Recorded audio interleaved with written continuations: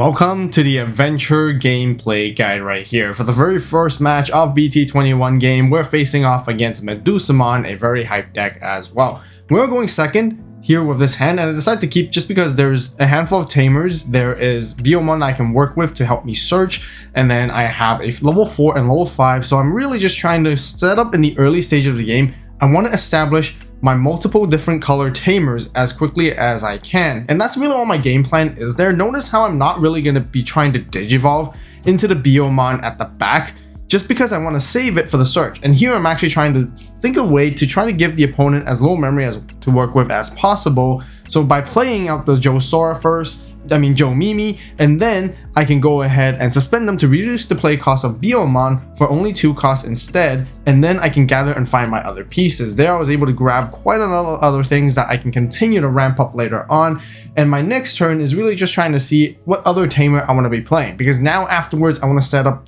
3 different color tamers so that when I can hard drop the Digimon, and then Digimon can go straight into level 5, which is going to be the Garudamon right there. So I'm pretty okay in this position. If I need to find additional pieces to work with, I still have the Believe in Friendship memory boost card that I can utilize as well.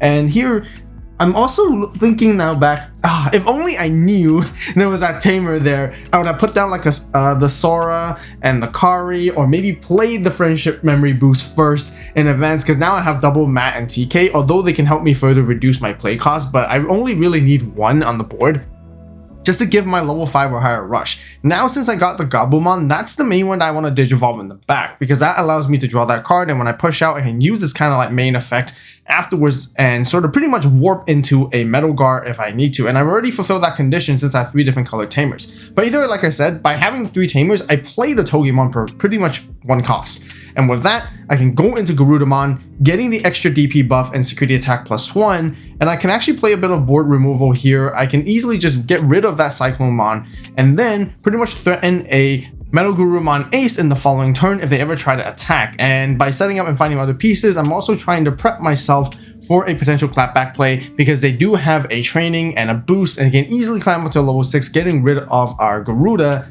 even before being able to sort of ace them. And generally when they go into their line, they actually have progress, which is going to be Lamiamon, which can play around our Metal Garurumon Ace quite well. But they go into Cyberdramon here, forcing us to tuckle in a security and trashing one, but they're not going to use the egg to digivolve just yet, but they're contemplating if they want to go for the boost delay, gain as much memory as possible, and probably going to go into a Medusa to follow up one way or another, either try to attack or even just straight up digivolve into it. They want to just get rid of that Garuda Ace. Chances are we could have a War Grade Ace in our hand as well, which is something that I definitely play, and I can actually kind of like play around that if, you know, being able to blast digivolve for free and get immunity is great too. So they're going to end up going for a scramble play, going to Medusa and just reuse its when digivolving effect, deleting our Garuda, and then now we have a petrification token with Gabumon to work with.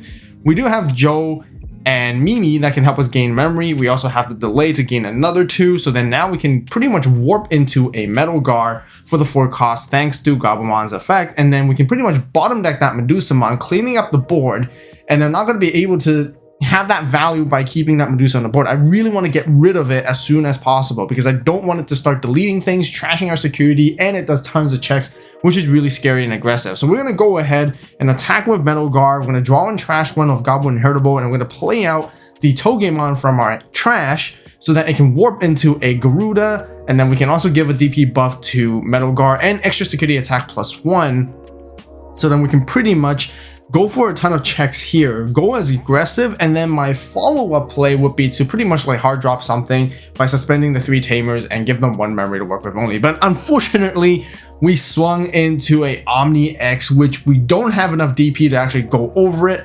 So, Ace Overflow, giving them 4 memory, but I feel okay just because they are in their hatching turn. They have the delay scramble that I can work with, but they're not going to be able to really do too much to our board at this particular moment. So, you know, we should be okay, because the other thing is, ideally they can't attack us at this moment, but later on we still have a second Metal Garurumon Ace to get into. But they're gonna get quite a bit of value here just with the Elysimon to search and grab 2 hits and pieces, and then now they can easily just reset up and then pretty much go for a big turn play afterwards the next following turn. But I'm also okay because now I have another Goblimon to work with. I can always have options. I have level 4s, I have level 5s, so I'm not running out of resources just yet. I was able to gather enough, but to go into Cyclomon, which is going to pop our Petrification token, trashing our security, which is our friendship memory boost right there being trashed, which is really unfortunate. And that's really good against this deck. Being able to trash security kind of prevents us from getting the value. You know, we can usually find tamers, find delays in there very easily with the whole adventure trait deck. And now they're going to go into another Medusa, giving us 4 memory, deleting our stuff here once again, and giving us a new Petrification token. Wow. Okay, this is not too bad because I have a Bergermon, and which I once again can easily jump straight into either the Mega Carboterry or Lilymon, which I'm debating on either or, but I'm gonna probably go for the Lilymon because now I actually have Rush thanks to Matt and TK, so I can actually go ahead and attack the same turn as well, which is gonna be great. And again, I can have another opportunity to remove the Medusamon once again by going into Metal Gurumon, fulfilling the conditions of having 4 different color tamers, so then we can boost our bottom decking up to a level 6, but getting rid of that entirely. And then we're going to repeat the same combo as before, Digivolve, and then we can go into Toge, get into Mega Carboteriumon as we attack, and then unsuspend the Metal Gurumon so we can actually make multiple attacks this turn if we really want to. We don't have Alliance just yet because we have to play a Digimon after the fact, so I could have actually just hard dropped something and then go for like a triple check attack, but I kind of also want to keep the Metal Gurumon unsuspended just in case they do try to attack into it. And this is pretty good because now I'm just trying to think, okay, how do I want to set up the following turn? I can't really give them 1 memory or less at this point, and pretty much I'm going to have to give them 3 memory to begin with, and they're going to pretty much go all the way up to 4 thanks to Owen. So I'm just going to go for our Courage United, where I'm setting up this board to counteract against anything that they might throw at us. If they attack into us, I have a potential second Metal Gurumon ace I can get into. If they get rid of either our level 5s or level 6, I can easily then play something back out. Now, ideally, it would be nice if I had a level 5 or a level 4 to play back out so they can utilize its on-play effects and kind of like almost kind of like a semi-ace disrupt against the opponents with the delay effect of our Courage United. But that's the mind games when it comes to this, right? And that's the really nice thing with an adventure trait, because you have so many tools and your opponent has to constantly think of ways to play around it. And we have so many barriers, which is not easy for them to, you know, go get over. But here comes the Raging Serpentine, which is going to delete our Metal Gurumon ace. They pretty much get to use it for free at that point, but we're going to use our Courage United to hard drop down that Gururu so then we can grab a piece back. I ideally probably want to grab a level 5 here at this point because I have a feeling they could actually swing over our Mega Carboterry ace. They may even be able to swing over our Metal Guard if they're strong enough. When with progress, it's not going to stop them either, and they have massive DP, so they're going to easily go over it too. That way I can go into a Garudamon the following turn if possible, and then see what I can do from there. Situation is going to look pretty tight here at this moment because they're going to be able to possibly even go into their level 6 even with just 2 memory, because they can easily go into level 5, use Owen end of turn. So here they digivolve into Lamiamon, and then like I said, with Owen's end of turn, it allows them to make an attack. And because of Lamiamon having progress, once again, our Metal Gurumon ace is not going to do anything against them. So I have an option to blast Digivolve anyways, just to draw a card. But I don't really feel like I'm going to be wanting to do that, just because I don't want to give them a threat potential that they can remove it or delete it or anything like that. So they're going to go for the check. Upon the first check, they're going to go into Medusa. Medusa is going to pop the lowest DP, which is going to go for the token, which trashes another security. And in the mid check, they pretty much get to go for another security attack +1 at some point, and they get to play something out with the Lamiamon Inheritable at the same time. Now, this is not the worst position because I felt like they can't end the game here just yet. Therefore, in our next turn, I feel pretty confident that we should be able to. So they're deciding what they want to play out. They go for an Elysiumon here just for additional searching, and that pretty much confirms, okay, there's not too much, because if they went for a Cyclomon, then they could continue to pop. Then that would be really good, but the security attack +1 is not going to finish the game for them either. So yeah, it looks like they're going to go for a search here, and the last check, because of Medusamon still attacking into us, that is going to put us down to 0 security. But here at this moment, we're trying to see like, oh, could they have gone for a Gilmon and then go for end of turn swing here? Well, there's 2 reasons they won't be able to. One is because the end of turn of Owen has already triggered, so that has already passed its timing. And even if it didn't, if say for whatever reason they're able to keep memory and keep turn and pull out the Gilmon, we have a Metal Guard Ace to counter against them anyways, to stop that final attack. So we're pretty much safe right here. We're just trying to experiment and see what other avenues are there and possibilities. This is the first time of us playing the deck, so we're kind of like learning as well together. And yeah, this is at the position where I feel like this should be okay. All I have to do is go into the Metal Guard Ace, get rid of the Medusa anyways. There's nothing I need to be too worried to play around with. Play out Birdra from the trash, Evil into another Garuda. Now I should be pretty massive in terms of DP, and I can finish the game off with Garurumon. Alright, for the next game, we're facing off against Beostarmon and the Three Musketeers deck, which got quite a decent amount of support in the form of the Atmon card, so I'm pretty curious to see how this upgrade really helps the deck, and it's pretty good too, actually. So here we are going first, and I decided to mulligan that hand just because since we're going first, I only have one playable card, which is going to be like the Friendship Memory Boost Search. And I don't want to just fully rely on that, because if I don't find what I need afterwards, it's going to be very hard to follow up. Afterwards, you guys can see here, this is much better because I have our Courage United, so I can draw cards. I have Biomon to play out that I can search for myself as well. And notice again, I don't really want to Digivolve my rookies in the back, aside from Goblimon generally, is because I'm trying to preserve these Biomon for resources to really hard play and find pieces. And then now I can establish my Tamers as soon as possible. I want to put that Mat and TK quickly, so then I can begin to have rush for all my level 5s and higher, so I can attack and go for really aggressive plays. All I really need is another Tamer, which is not Mat and TK setup, and then I'm pretty much in the perfect position to have the multicolor combinations to get the full benefits of my effects overall. We're going to go ahead and chip away at their security, and then end with a Garnet Memory Boost, and which gives us quite a bit to work with. We have the Goblin in the back, which is not going to be able to warp just yet because we are missing that Tamer, but we're going to go ahead and Digivolve into Kabuterimon, and I play out the second Mat TK, which ideally would have been nicer if we can play a different Tamer, but I felt like, you know what, I had the chance to ramp into that, might as well, because at least the Mat TK can help me reduce play costs for later on too, and then I could always just hard drop the other Tamer once I find a chance. And the nice thing with these Tamers is I can choose to suspend one at a time to see how I want to play around and manipulate the memory gauge, and I give the opponent as little memory to work with as possible, putting them at 1 just by playing that Biomon and finding the rest that I need. And then I pretty much found myself another Goblimon that's ready to go the next turn in the back. I have a Sorikari, which I probably do want to establish at some point as well, and I pretty much have the level 4s such as Birdramon, which can help me Digivolve straight up in the following turn. So that's why I decided to put down the Sorikari, because now I have the 3 colors established. I have a red, purple, and yellow there on the board, and I could easily go for my combos afterwards with, depending on whatever they come out with us. And the Biomon being up there, it's totally fine. It's just they're chipping away security, and if they delete it, I'm not worried at all anyways, because next turn, I have an avenue. I can either choose to warp my Goblimon, or I can easily hard drop the level 4 and climb up into a level 5. And I'm pretty much good. And plus I have our Courage United. Looks like they're going to Avenge Kidmon, which is a slightly newer card from the previous set.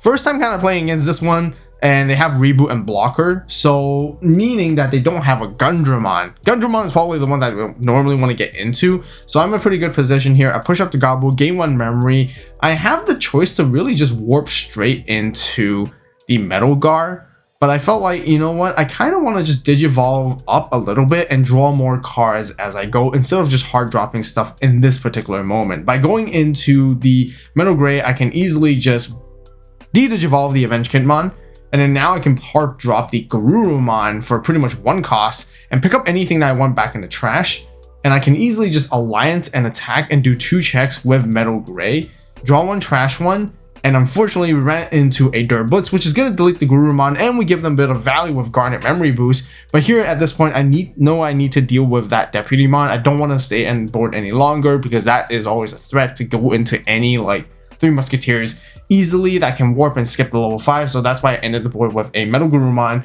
bottom decking it, and this is where the Beostar Ace comes in, which they can easily just hard drop it right here, tucking the Dirt Blitz or using the Dirt Blitz, which pretty much deletes us. But just before we would be leaving the battle area, I'm going to use the delay of our Courage, United to hard drop out the Skullgreymon. I'm testing it right now. It's kind of neat because if it ever gets deleted, we can float stuff back, and its inheritable is kind of nice as well, where we can sort of play adventure trait stuff as long as it's 4 costs. We can play Tamers too, and they go into BioStar X, which is going to actually get rid of it and delete it because they want to get rid of those level 5s so that we can't easily climb up into a level 6.